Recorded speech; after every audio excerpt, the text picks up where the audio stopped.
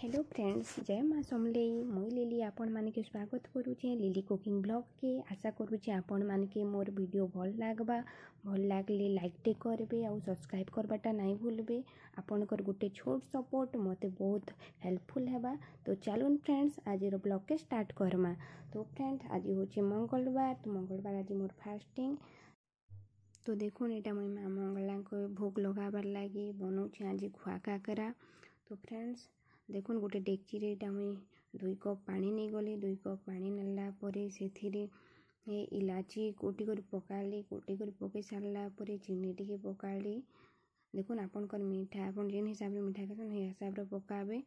आ देखुन 2 कप पानी नहीं छे तो मुई गोटे कप सूजी पकई छे। एटा देखुन सूजी पकई सारला परे ताके भल करी घांटबे जेनता कि गोले ही जीवा, जेनता कि लम्स नहीं रहबा से भितरे। लम्स रहले भल नहीं हुए। तो फ्रेंड्स देखुन एटा मैं भल करी घाटी दउचे। फ्रेंड्स घाटी सारला परे तार ऊपर लीड दे देमा। लीड देई करी 5-10 मिनट छाड़ी देमा। छाड़ी दे सारला परे तापर लीड खोलमा। जे लीड खोली करी ताके भल कर टिके घांटी देमा। देखुन एटा बेसी पानिया नहीं हेबार कि बेसी सुखा नहीं हेबार, एकदम परफेक्ट कंसिस्टेंसी हेची। देखुन केते सुंदर हेची।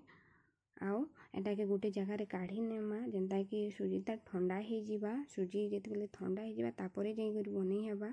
तो फ्रेंड देखुन एटा मुई खोला जगह टे गोटे बड़ जगह रे ताके ठंडा करबा लागि रखी देछे। तार ऊपर टिके टिके पानी हाथ रे टिके कर दोछे जेनता कि जल्दी ठंडा हे जिबा।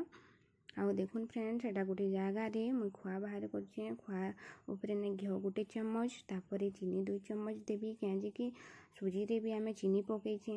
तो चीनी पकाला परे दुईटे जाको बेसी मीठा ही गले भल नहीं लागे।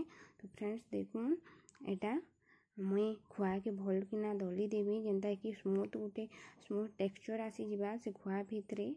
आउ गोटे जेनता आमे आटा चटकले जेनता डो बनसी हेनता का स्मूथ डो बनी कर रेडी ही जिबा। तो फ्रेंड्स डो रेडी होला ताके मुई साइड रखी देली। देखुन फ्रेंड एटा के ठंडा करबा लागि रखी थिनी सुजी जेनटा सेटा ठंडा ही जिसे ताके मुई भल कर चटकलनी। चटकी करी ताके जेते बेले गुथी सारला परे बहुत स्मूथ ही गला। तापरे एबे मुई फिर पिठा बनाबाटा स्टार्ट कली। फ्रेंड देखुन एटा देखुन फ्रेंड गोटे छोट पेड़ा टाइप रो नेबे। पेड़ा टाइप रो नहीं करी तापरे पानी हाथेबे। पानी हाथी के ताके बढ़िया गोटे शेप देबे जेनता कि भितरे खालटी करी करी गड्ढा करी करी सेथिरे फिर स्टफिंग भरबे। खुआ के भरबे।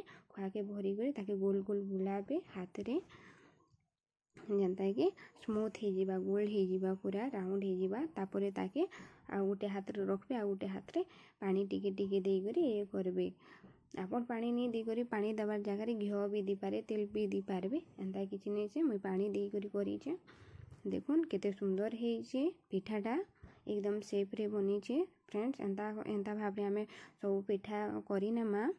देखुन फ्रेंड्स मुई सब पिठा रेडी कर सारली ना गड़ी करी एबे छाणमा फ्रेंड ताके तलमा तेल रे।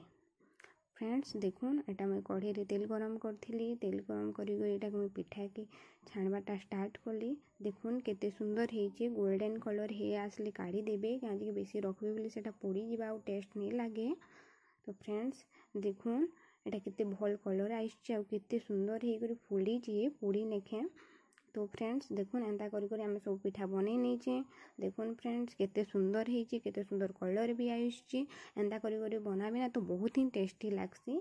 तो फ्रेंड्स देखुन एटा केते भल करी बनैछे मुई देखि पारथिबे। एंता ही आपण माने भी बनाबे आर कहबे।